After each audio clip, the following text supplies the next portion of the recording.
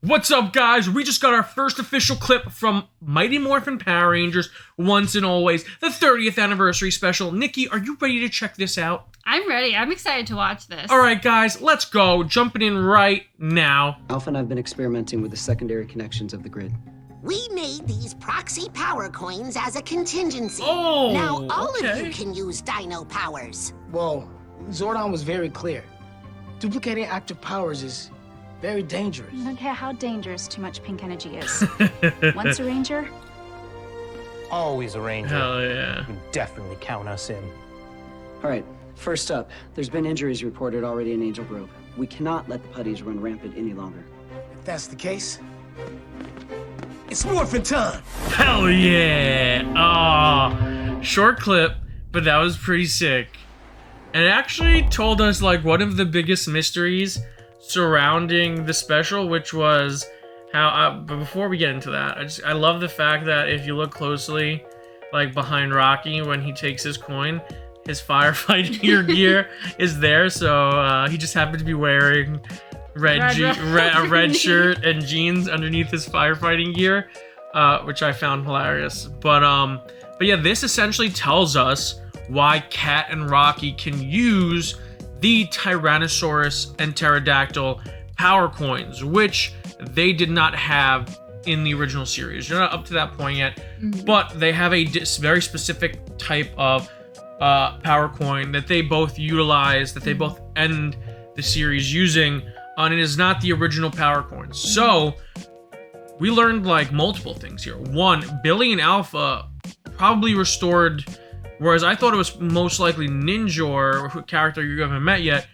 It seems that it's Billy and Alpha that restored the Rangers' powers to the morphing grid. And, because obviously, you know, like, there are new Rangers, but yet somehow the old Rangers are connected. So this is how the old Rangers get their connections back, you know? So that's interesting. That's a fun little tidbit right there. On top of that, it seems like because all right, let me explain to you how, because I don't think we've ever in detail explained how the morphing and the morphing grid works in our Power Ranger reactions. I mean, do they explain it at any point, or is it something that we just need to assume right now? I mean, in the 30-year history, there have been multiple explanations for it. Essentially, like, each team of Rangers has a morpher. Yeah. And those morphers access the morphing grid through one way, shape, or form. Which we saw a lot in Dino Fury as well. Yes, obviously, you've seen Dino Fury, so you understand. Like, the conduit in that series are the Dino Henge statues, which send the power to the keys that they use to morph. For the Mighty Morphin Power Rangers, the conduit is the power coin. Okay. That allows them to access the morphing grid through their morphers and become the Mighty Morphin Power Rangers. So Billy and for every team, the lore of Power Rangers states that you can't have two Rangers occupying the same conduit for the same power. Yeah. So you can't. So, for example, you can't have two Dino Fury Red Rangers. You can't have two Mighty Morphin Red Rangers. You know, you're familiar with this quote already because somehow you saw the clip of Zordon telling Kat and Kimberly, "Too much pink energy is dangerous," which is the greatest clip of Power Rangers possibly of all time because it's so stupid, but it's hilarious. And that even gets referenced here. You know, I don't care if too much pink energy is dangerous. We're gonna morph anyway. F it, you know. So it's essentially Billy stating, "Hey, I'm so big brain and awesome. I found a way to essentially create a proxy like entry point for you to access the morphing grid utilizing the same powers." Which is fascinating because it seems like Billy has been doing a lot of experimentations with the morphing grid, and I'm very curious to see what else he might have done in terms of the special. Because which we know he's been working on. I mean, Billy's a pretty smart guy, unless you haven't realized. He invented a flying car. And his name is on something. His Cranston Enterprises in the command center. Or Cranston Industries, I forgot which one it was. But yeah, it's cool. And I love how these power coins are very clearly the legacy power coins and not the Lightning Collection ones. So they're very much using the Bandai morphers, which I just find is hilarious. Alpha, I love Alpha's big snow. Big Alpha's weird. Can we just talk about tall Alpha for a second? Because he's the same. I mean, I don't think I'm ever gonna get used to the mouth of the actor or actress playing Alpha sticking out from under the visor, because that's pretty creepy. Also, maybe it's just because we've been watching so much of Mighty Morphin. It's all the new voice, like, it's good. It's just so weird. I mean, this is the closest they've gotten, because throughout the history of Power Rangers, in multiple seasons throughout the 30-year history, we see multiple versions of Alphas. This is probably the closest, because this is Richard Horvitz again. This is the closest we've gotten to the original Alpha voice. Right. Because it very much just sounds like the same voice, probably just a little older. Voice has aged. It's been 30 years. So I think he's trying to do... Oh, that's so creepy. Look at that chin in this shot. Oh my god, so creepy. But I think that's Richard Horvitz trying to do the closest he can to OG Alpha with that, like, and that his voice could possibly do at this point. And I love how Zach is the one who's like, hey, Zordon said this was dangerous, because he was one of the ones who had to duplicate his powers, you know? So I just love how the Rangers are so well versed, and it seems, I don't know, it just seems like they've been active, and I'm so curious.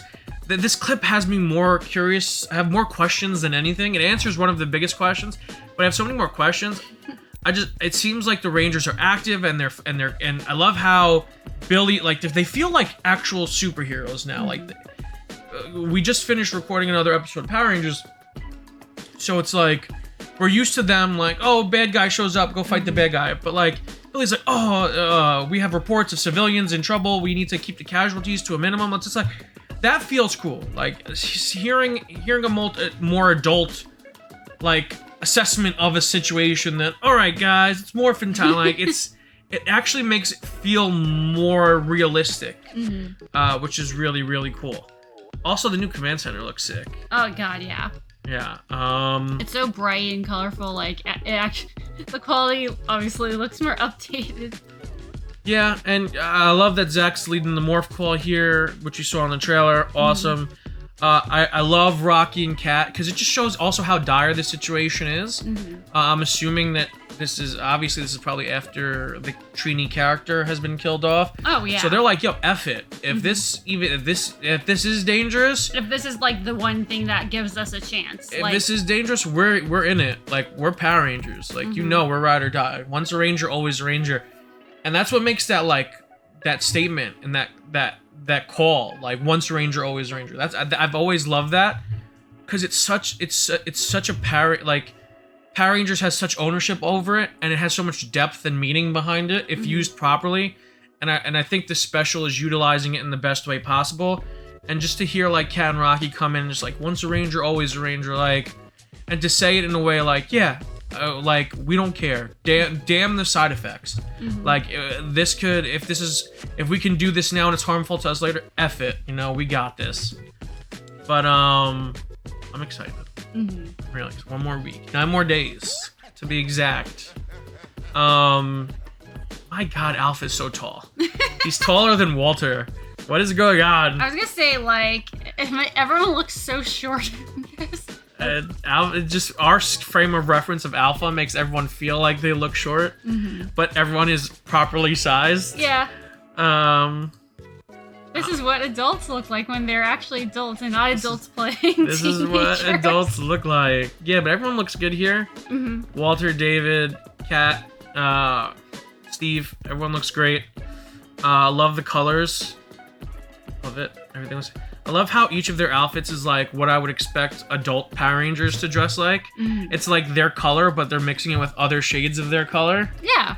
So like, it's like cool. I was gonna say, because like obviously it sticks out in our minds that it's intentional, but like I love that very light baby pink that Kat has over the darker one. Yeah. I love Walter's like gray and black theme. That he even got the kicks that are gray and black. I was gonna say that's what I always liked about Zach's outfits, obviously he has a lot more freedom because black is such a neutral color, but he's always mixed up. The colors are always mixed up very well on his outfits. Whoa, guys, this just in. Is David wearing blue socks? Is Billy wearing blue socks? Oh. Possibly confirmed. Billy possibly wearing blue socks, confirmed, guys. I also just realized, like, the high tops on Steve's sneakers. Yeah, no, that's what I know. So that and they're also a little bit red.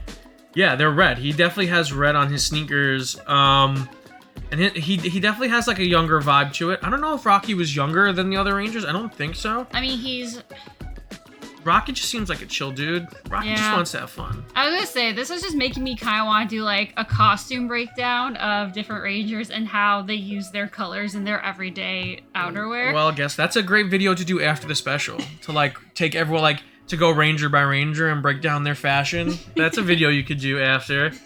Who knows, maybe, guys. Be on the lookout for that. But we're gonna have a ton of Power Ranger content within the next 2 weeks because it's Morphin Monday. We got stuff coming today. I'm gonna break down this video. I'm sure that today, if not tomorrow. We have Once and Always coming next week. We have the Doomsday 2-parter coming next week. So you guys are gonna have your fill of Power Ranger stuff. We're also planning on doing a Power Ranger giveaway within the next week. So if you don't follow us on our socials, make sure to follow us at the MontyVerse on all of our socials to be a part of those giveaways. And like the video, subscribe to the channel. Hit the notification bell if you want, stay up to date on all of our latest content. And until next time, guys, stay versed.